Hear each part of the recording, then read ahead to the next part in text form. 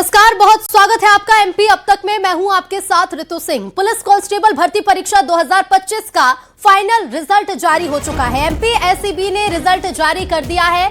Official website पर जाकर detail डालकर आप रिजल्ट देख सकते हैं। एमपी पुलिस फाइनल रिजल्ट 2024 के सुनील मीणा टॉपर बने हैं। टॉप 5 में अंकित रघुवंशी, दीपक जाट, आदर्श सेन, सूरज मसीह शामिल हैं। एमपी एसीबी ने मेरिट सूची और स्कोर कार्ड वेबसाइट पर अपलोड किए। पुलिस भर्ती परीक्षा 2025 के पहले चरण की परीक्षा अक्टूबर-दिसंबर 2025 को हुई थी। पुलिस भर्ती के माध्यम से 7,500 पदों पर भर्तियां निकाली गई थी। तो 9,78,059 आवेदकों में से योग्य उम्मीदवारों को चुना गया।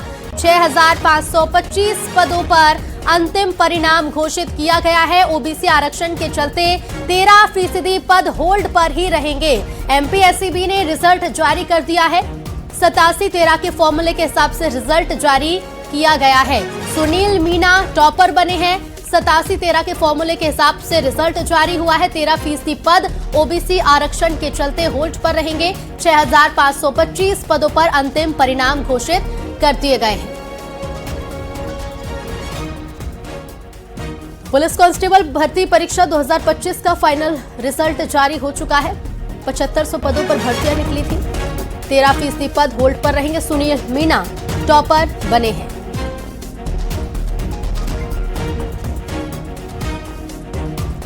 सात 7,500 पदों पर भर्तियां निकाली गई थी। फोन लाइन पर रमाकांत जुड़ गए हैं। रमाकांत, क्या जानकारी?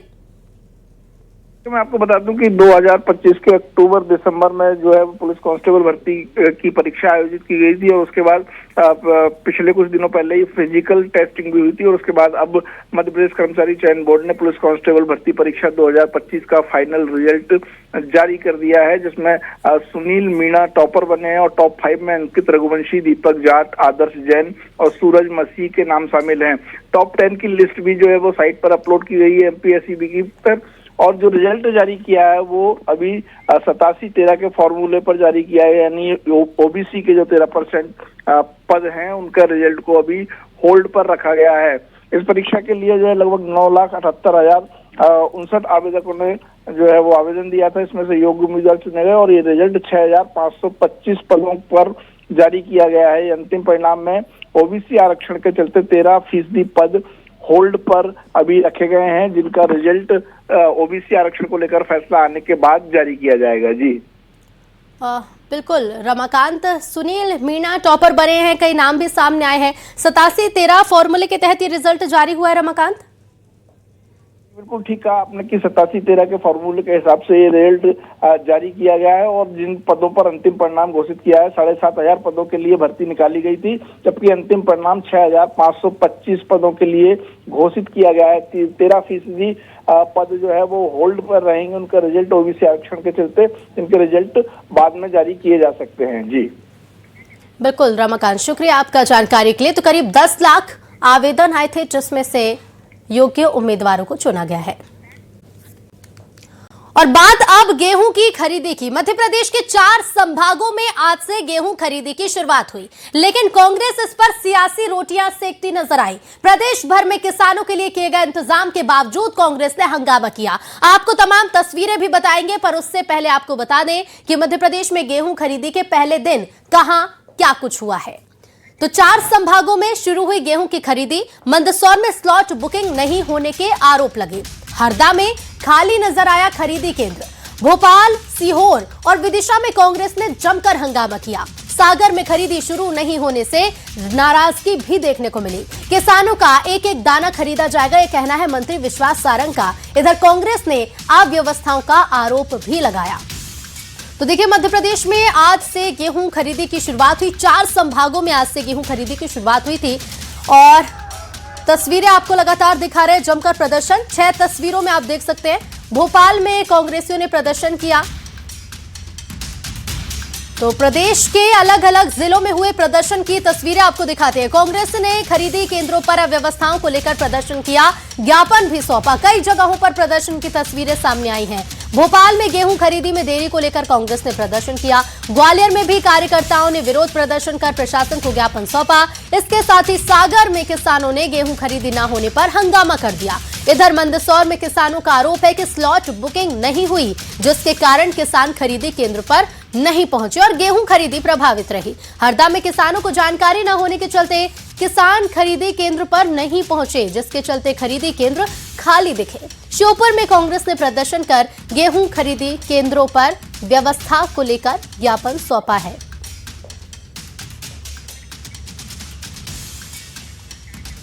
तस्वीरें आपके सामने हैं। कलेक्ट्रेट तक रैली निकाली गई आगर मालवा में, तो वहीं शाजापुर की तस्वीरें देखिए। यहां पर भी खूब नारेबाजी कांग्रेस ने की और किसान आंदोलन किया। इधर हरदा में भजन और गाने गाकर प्रदर्शन किया गया, तो वहीं सीहोर में उमंग सिंघार भी शामिल हुए इस प्रदर्शन में। विदिशा में वाटर कैनन से रोकने की कोशिश की गई, क्योंकि काफी उग्र प्रदर्शन हुआ था और जगह जगह कांग्रेस ने प्रदर्शन किया है।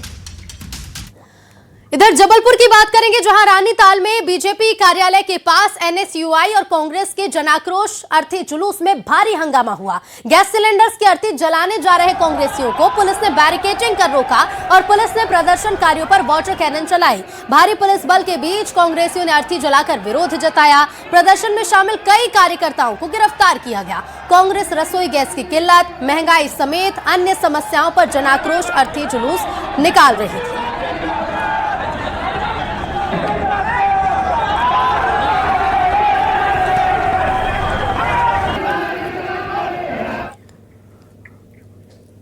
मध्य प्रदेश में गेहूं खरीदी शुरू होने के साथ ही सियासत भी शुरू हो गई है। कांग्रेस ने आरोप लगाया है कि खरीदी केंद्रों पर कोई व्यवस्था नहीं है, इसलिए किसान परेशान हो रहे हैं। बड़े किसानों से गेहूं नहीं खरीदा जा रहा। सरकार गेहूं खरीदी केंद्रों पर व्यवस्थाओं को दुरुस्त करना चाहिए। उधर कांग्रेस के आरोपों पर बीजेपी ने पलटवार किया। कैबिनेट मंत्री विश्वास सारंग ने कहा कि किसानों का एक एक दाना खरीदा जाएगा।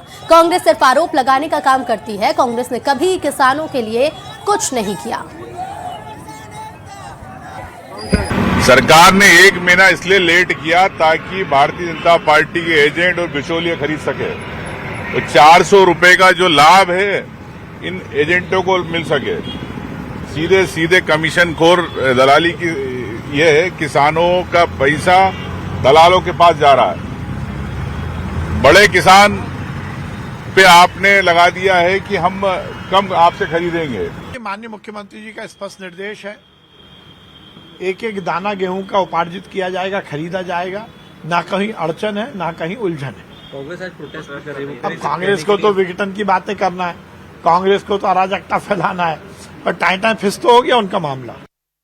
पर इधर कल से एमपी के सभी संभागों में गेहूं की खरीदी शुरू हो जाएगी। इंदौर, उज्जैन, नर्मदापुरम और भोपाल संभाग समेत सभी संभागों में कल से गेहूं की सरकारी खरीदी शुरू होगी। भोपाल संभाग में 63 खरीदी केंद्र बनाए गए हैं, जहां उपार्जन केंद्रों पर छोटे किसानों का गेहूं पहले खरीदा जाएगा। सभी खरीदी केंद्रों पर किसानों के लिए छाया और पानी के इंतजाम भी किए गए हैं। हमारे संवाददाता ने वहां का जायजा भी लिया। से किसानों की गेहूं खरीदी होना है। गेहूं खरीदी जो है वो भी इस बार जो है सरकार 3 प्रकार से करने जा रही है। सबसे पहले छोटे किसानों का गेहूं खरीदा जाएगा। जो खरीदी शुरू होने वाली है वो अभी 4 संभागों में शुरू हुई है, उज्जैन, इंदौर और भोपाल संभाग में। अभी हम भोपाल संभाग के अमझरा जो है गेहूं खरीदी केंद्र पर मौजूद हैं। यहाँ पर जानकी लॉजिस्टिक अमझरा में यहाँ पर गेहूं खरीदी होना है। एक केंद्र है, एक इसको बनाया गया है, और एक जीत जो है वेयर हाउस है, वहां पर गेहूं खरीदी केंद्र बनाया गया है। यहाँ पर तैयारी लगभग पूरी कर ली गई है। इन दोनों केंद्रों पर 505 किसानों ने अपना जो है रजिस्ट्रेशन कराया है और कल से यहाँ पर गेहूं खरीदी की प्रक्रिया शुरू हो जाएगी। किसानों के लिए ठंडे पानी का इंतजाम किया गया है, ताकि अगर वो उनको टाइम लगता है तो पानी की कोई प्रॉब्लम ना हो। दूसरा, तैयारी के तौर पे अगर देखा जाए तो ये बारदाना भी आ चुका है। आज पूजन कर ली गई है प्रबंधक, समिति प्रबंधक और अधिकारियों की तरफ से।